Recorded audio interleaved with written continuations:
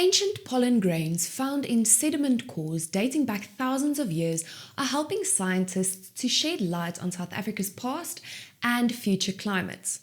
How on earth is this possible, you might ask? Stay tuned for some more insight on this topic right after the news.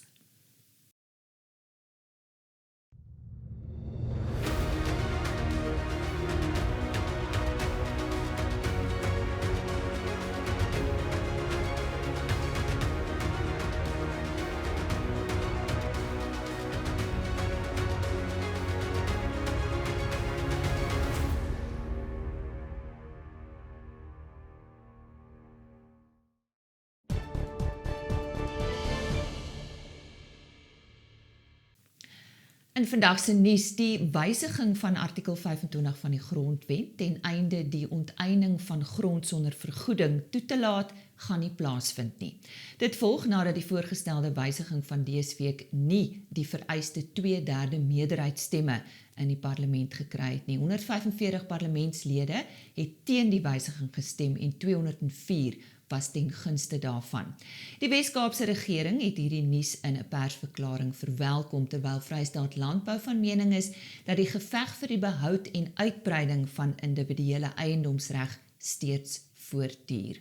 Die organisasie sê die bedryf se volgende uitdaging is om die onteieningswetsontwerp in sy huidige vorm ook te stop. Volgens Jaco Minnar van Agri SA is dit egter belangrik dat daar nou vordering gemaak moet word met volhoubare planne om grondhervorming te laat slaag. Dit moet gebeur binne die bestaande beleids- en wetgewende raamwerk. En die Suid-Afrikaanse wyndruifprodusente verwag 'n kleiner 2022 wyndruifoes, dit ten spyte van 'n gunstige en gesonde groeiseisoen. So lui die eerste oeskatting wat van dese week deur die Suid-Afrikaanse wynbedryf en inligtingstelsels vrygestel is. Volgens Konrad Skutte van Windprou word 2022 se oes kleiner as 2021 se beraam, maar dit is steeds groter as die 5 jaar bedryfsgemiddeld. Streke waar wingerde meestal voor die koue weer in November geblom het, as ook die met voldoende grond- en besproeiingswater, kan moontlik 'n groter oes as in 2021 behaal. And South African consumers have to contend with a spike in tomato and potato prices. This comes as a result of severe rainfall that has battered major production regions over the past 2 months, along with lower market volumes being available.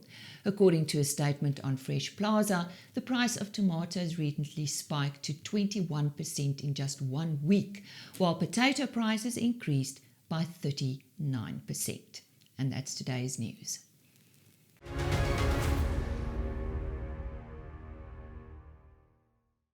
Ancient pollen grains found in sediment cores dating back thousands of years are helping scientists to shed light on South Africa's past and future climates. Dr. Lynne, a pollenologist at the Nelson Mandela University, and Professor Jonny Peter, head of allergy and clinical immunology at UCT's Lung Institute, explains how the study of both ancient and present-day pollen can help to inform future climate models and conservation efforts to protect South Africa's unique biomes. We're starting with Dr. Lynne. Lynne, being a palynologist is not only learning about the past, but trying to predict the future. So how does this work? Hi, thanks for having me. So this type of information, which we can get from fossil pollen records, is really useful in terms of understanding baselines for environmental and climatic change. It is the only and best means to provide long-term perspectives. And we use this in order to inform the climate models that we use. So we're able to strengthen and reduce uncertainties in these models that are used for future climate predictions. So paleo data, such as fossil pollen, is really one of the best means we have to understand how we are altering their landscapes beyond the natural variability and to disentangle these different signals. And we use this data also to hopefully strategize and mitigate for future climate change. So how does the process of extracting these sediments exactly work? So firstly, we have to really look through the landscape that we're interested in to see what we can find in terms of natural archives that preserve fossil pollen. And the best types of forms, landforms like this, are peat bogs, for instance, and large deep lakes. But here in South Africa, we obviously don't really have these because of our semi-arid climate. So that makes it a little bit trickier for us. So we have to get quite creative in terms of how and what we use to extract and find fossil pollen. And often we work with smaller wetlands and water bodies and flays, as well as more interesting and unusual archives such as hyrax or dusty middens. So then what we do is we go and we work on these wetlands and we apply various different types of coring techniques and different equipment. One of the main ones we use is something called the vibrocorer, which is a contraption where you have a poker vibrator, which is something you often use in the cement industry, attached to a 6-meter aluminium tube, which is often used in irrigation piping. And the sort of handmade system we have here in South Africa is able to extract long and undisturbed sediment sequences from below these water bodies. So what we do is we liquefy the sediment using the vibrations and then winch up those tubes with our precious sediment within that and take that back to the laboratory in order to run different analyses and subsampled sediments for both pollen analysis and other paleoecological types of work, as well as to date it. So we use radiocarbon dating to understand what ages of sediments that we're looking at are. That's the broad method that we use. Fossil pollen data are used for a variety of applications. Tell us more. So fossil pollen is fantastic in the way that it can be applied across the board to many different types of subfields. So we use it within, well, my main application is to reconstruct vegetation histories in order to look at climate and environmental and ecological change. It's also used in archaeological investigations. It's also an age marker, a geochronological marker, so it can determine and date geological sequences by looking at the different fossil pollen grains. It's also used in a sort of more general sense in terms of applied sense in terms of the restoration, ecology, and conservation management, so to get a long-term perspective on that. And also for what we're doing right now in terms of the South African Modern Pollen Monitoring Network is looking at the forecasting and monitoring allergenic pollens and the seasonality of that across the year within our main cities.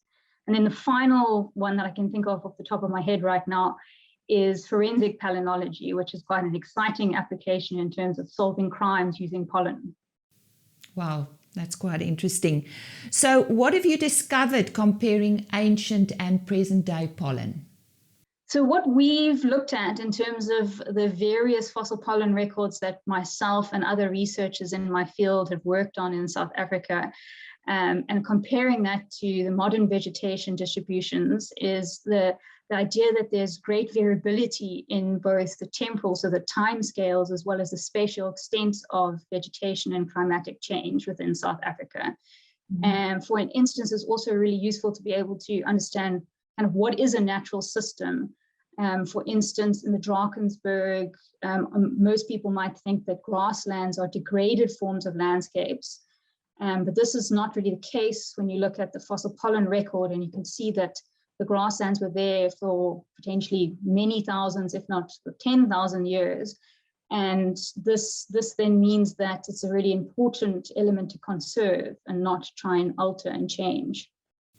What are the key regions of interest in South Africa? Yeah, so that is one of them in KZN, which is not my speciality. What I look at is the Cape Floristic region, and that is or otherwise known as the Fynbos biome. That's obviously within the Western, Eastern, and Northern Capes. Another key focus region in terms of especially biodiversity is the succulent Karoo, and in more general senses and a broader sense, the grassland and savanna biomes. And I think my final question and the answer we are all interested in, and that is, what does this data tell us about future climates in South Africa? So in terms of my personal research and the records that I have generated over the years, looking at the Cape specifically, together with modern botany and ecological work, we can say that what we'll probably see in terms of the trend of warming and drying climates within the Western Cape is that we're going to see a reduction in potentially the forest areas, where there'll be even more isolated patches where they can find favorable conditions. We might see a reduction in fynbos, especially in terms of the mesic or wet adapted fynbos types. And sort of on the flip side of that, where temperatures are warmer and drier, we might see the succulent Karoo vegetation and broader Karoo vegetation expanding as they are able to withstand warmer temperatures and are drought tolerant. And that was Dr. Lynne from the Nelson Mandela University. Stay tuned. We'll be back and we will talk to Professor Jonny Peter, and he's from UCT.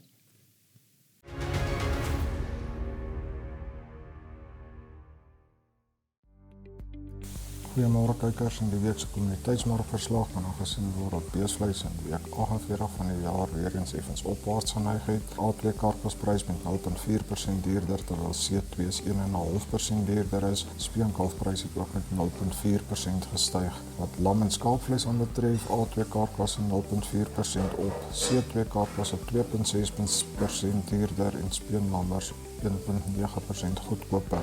In dieselfde week het die varkvleisprys met 0,9% gestyg. Die laaste wolveiling van die jaar was reeds verlede week gewees, maar die laaste bokhaarveiling het die week plaasgevind met die indikatorprys wat 2,1% gestyg het vanaf die vorige veiling. Dit was 'n goeie week vir die geelmielie-prys, 5,1% hoër, terwyl koring effens teruggesak het met 0,3% en die sojaboon en sonneblompryse onderskeidelik 0,9 en 2% hoër. Rand het die afgelope week bietjie swaar getrek teenoor die vernaamste geldeenhede, 0,2% swakker teenoor die dollar en 0,1% swakker teenoor die euro.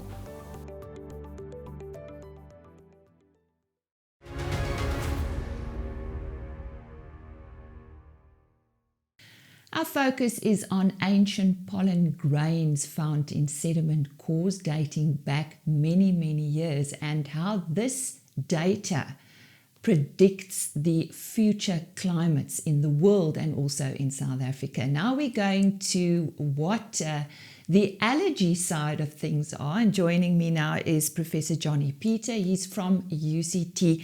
Jonny, nationwide pollen monitoring has only gained momentum in the last, I think, about 3 years. Where does the interest in pollen season trend study come from? So I think that for a long time, we've obviously known that the burden of allergy is growing.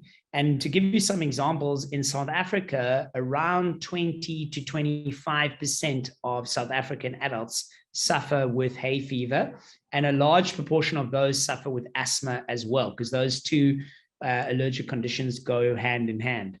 If you look at what drives those conditions, so what are the most kind of allergenic things? Well, we have in the indoor environment, we have house dust mites. Those are probably the biggest triggers. And closely followed by that in the external environment is pollen. So I think, and that spans pollen from grass pollen through to trees and weeds.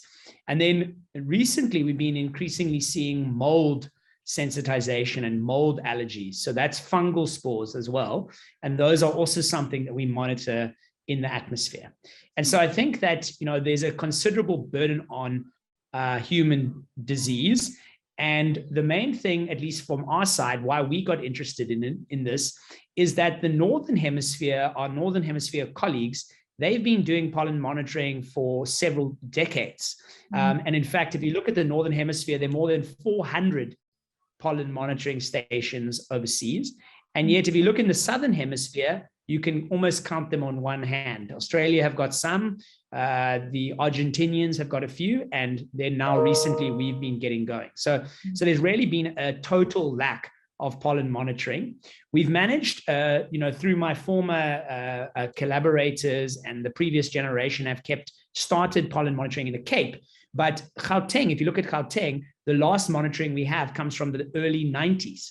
And in those 2 decades, the population, you just look at Joburg, has, gone up by 5-fold, pollution has gone up, urbanization has increased. So there have been several things, even without climate change, that have been, changing the environment. And with that, it's really become a necessity to know what is in the air we are breathing.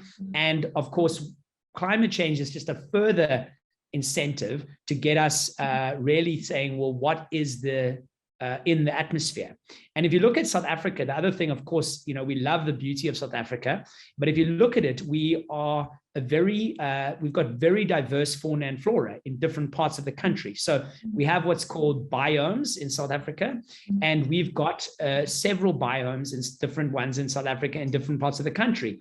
And so the pollen in those regions, you can imagine, is different.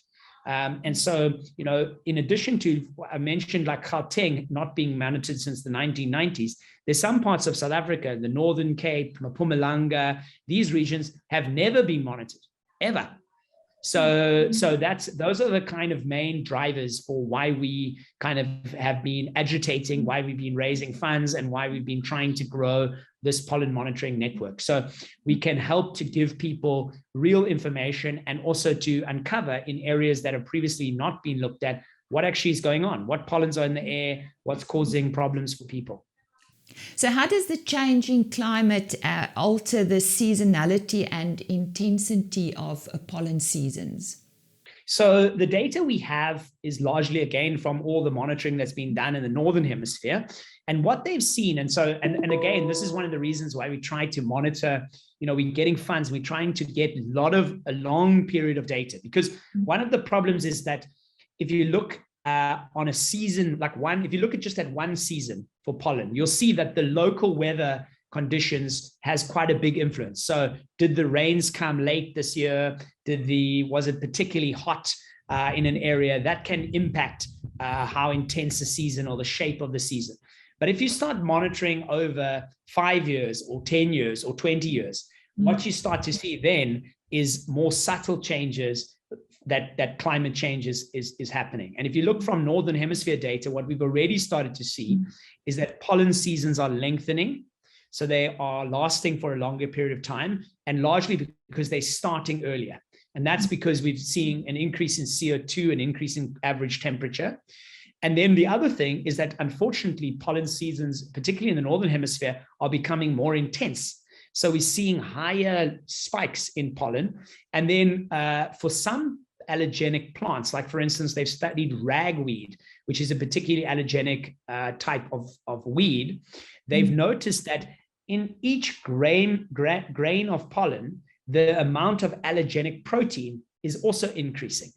So we've used the analogy that, the kind of change in global climate, the increase in atmospheric CO2, this is almost like a fertilizer for plants. And unfortunately, it's not just the plants we want, it's also the allergenic plants that are problematic. And of course, that data comes from the Northern Hemisphere.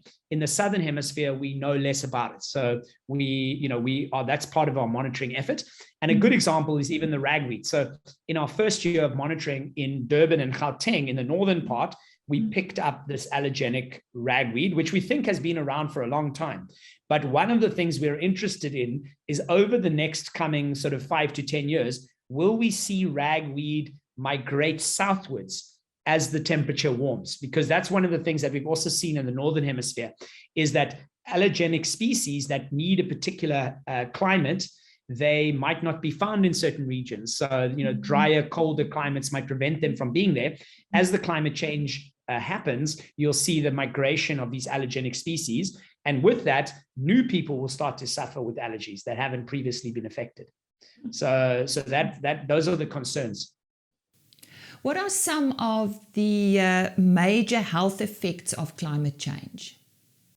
Well, I would say that the major health effects we're going to see is a much bigger increase in these kinds of allergic sensitization, pollen and fungal spore problems. And then, of course, hand in hand with the drivers of climate change is, of course, the burning of fossil fuels and air pollution. And unfortunately, there's quite a lot of data now that shows that there's like a synergistic negative effect of air pollution and allergies. So they've done some lovely studies of children with allergies that live in different proximities to a highway. So where there's a lot of diesel fumes being produced.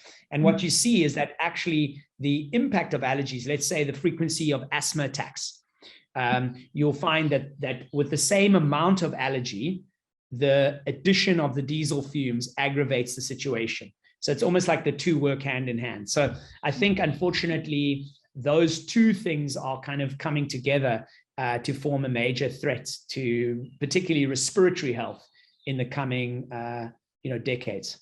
So what are the benefits of being aware of higher pollen counts? So I think there's several different benefits. So I think if you start with the individual, so let's say you're an allergy sufferer, or let's actually say you don't even know that you have a particular kind of allergies, then what we try to do is we've started a website which is called www.pollencount.co.za. And what we do there is we post the weekly counts onto that website. And we have a traffic light system. So it goes from green to red through yellow, light orange, and dark orange. And that sort of the way that we put those flags up, or those traffic lights, is according to how much pollen of a particular kind we find in the trap. And what we know from studies is we know kind of above certain thresholds, people with that allergy will start to experience symptoms. And so let's say the first thing is you don't know you suffer from an allergy, you track the pollen and you see, hang on a minute, I'm sneezing, my eyes are itching, I've had an asthma attack, and you look at the pollen counts and you know what? Grass pollen is in the air. Now, I've never been tested for grass pollen. Off I can go get a test, confirm that in fact it was a grass pollen, or let's say it was a cypress tree or an oak tree, you can confirm that. So on an individual health benefit, that's useful. Then you can take somebody that knows they're grass allergic. Well, you can monitor the pollen as well and change your behavior. So, one of the things I've recently been saying is there's a silver lining to wearing a mask, because masks have actually decreased and improved people with pollen allergies. So that's actually been an advantage. People, you can, in the peak pollen seasons, allergy sufferers need to make sure when they come inside, for instance, they clean their clothes or they actually shower, because that, a lot of times pollen gets stuck on your clothes. And then we actually advise, for instance, athletes, to alter their behavior depending on the pollen level if they suffer, or change the time of day, because some of the local weather and things can affect how in the day the pollen levels are. So I think there's a lot of sort of behavioral things that people can do. We also have some very targeted immune therapies that we offer for certain types of allergies. So somebody that has only a grass allergy, it's a bit of a longer investment in treatment, but over time, we can change people's immune response. So we can actually treat that. So if you know what you're allergic to, there is possible treatments available to change that. And then, so that's all for the individual allergy sufferer. And then obviously on a more larger scale, we can start, information is powerful. And, there we remain, if you look at the recent COP26, big meeting that they had, those resolutions, part of the reason, that we've kind of failed to make as much progress as we need is because we lack the good data to show, this is what happened when the temperatures changed. These are the impacts, and this is the impact on human health. Because I believe that, if we can really show the links with impact on human health, that will really help us to start to shift governments, to start to shift mindsets. So to some extent, that kind of more longitudinal data will help us to kind of really draw these links tighter for governments and for politicians when we have to advocate for the implementation of kind of climate change curbing measures, moves to sustainable fuels, etc. So I think that there's a bigger scientific goal and agenda for this kind of data. So where are we as far as awareness is concerned? Yeah, look, I think that we're still a long way behind our Northern Hemisphere colleagues. I think that we are gathering momentum, though. We've now got 7 traps been running for 3 years. We hope to have a trap in every province. We are joining networks together with some of our Australian and Argentinian colleagues. We've started to make some other inroads into other parts of Africa. And I think like one of the things that I'm really trying to drive the South African Pollen Monitoring Network is to actually be this intersection between different science disciplines. And so, you know, you were interviewing Lynne Quick, who is really a scientist that studies fossilized pollen. You know, she's interested in ancient environments. And actually, there's obviously an overlap because, you know, I might be good at allergies, but one thing I'm not good at is identifying whether this is an oak tree pollen or a grass tree pollen under the microscope. You know what I mean? And so I need different expertise. I need different scientists. And so really what I'm trying to do with the South African Pollen Monitoring Network is bring all these different disciplines together to try and create, you know, to sort of create a network that can then start to look at all these different aspects in a cohesive way.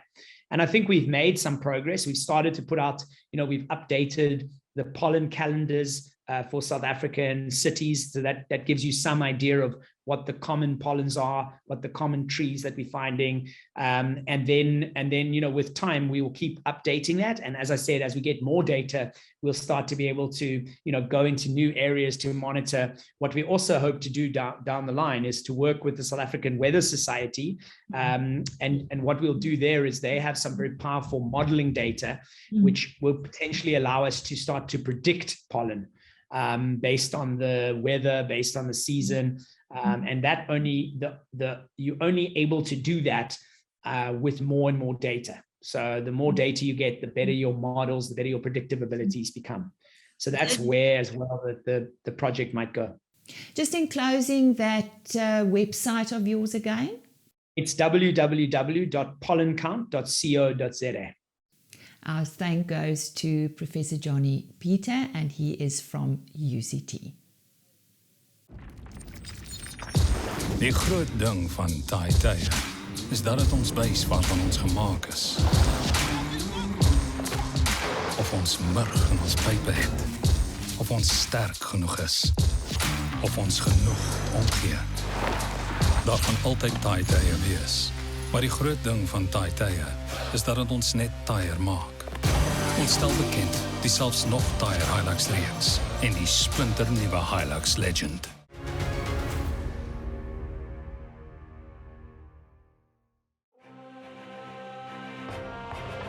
Mirawe sneeu. Sien die verskil.